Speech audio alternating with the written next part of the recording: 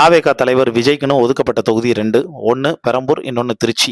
திருச்சியை விட இப்போ பெரம்பூரில் அவர் அதிகமான ஃபோக்கஸில் வந்திருக்காரு. காரணம் என்னன்னா, பெரம்பூரில் எப்படியாவது விஜய் ஜெயிச்சிருவாரு அப்படின்னு கணிப்பிலே சொல்லப்படுது. அதுக்கு காரணம் கிறிஸ்டியானிட்டி அதிகமாக பெரம்பூரில் இருக்கிறதாவும், ஜோசப் விஜய் அப்படிங்கிற அந்த ஒரு இனம் புரியாத ஒரு உறவு அவங்கள பார்த்தோன்னா ஜெயிக்க வச்சிரும் அப்படின்னு ஒரு கருத்து கணிப்பில் பார்த்தோன்னா சொல்லியிருக்காங்க.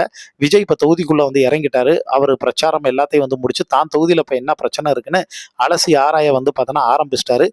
விஜய் திரும்பக்கூடிய இடம் எல்லாமே விஜய்க்குன்னு அதிகமான செல்வாக்கு எல்லாமே இருக்க ஆரம்பிச்சிருச்சுங்க. இது ஒரு பக்கம் இருக்கக்கூடிய சூழ்நிலையில பிரச்சாரத்துக்கு போற இடத்துல எல்லாம் அவருக்கு பிரச்சனைகள் வர்றதை தாண்டி இப்ப தன்னுடைய தொகுதிக்கு அந்த மனுஷன் நடந்து போறப்பயே சில அசம்பாவிதங்கள்லாம் நடந்திருக்குங்க. அந்த அசம்பாவிதங்கள் எல்லாத்தையும் தாண்டி அவர் இன்னும் ஒரு சிரிப்பு சிரிச்சுட்டு அடுத்த கட்டத்துக்கு மூவ் ஆகி போய்கிட்டே இருக்காரு.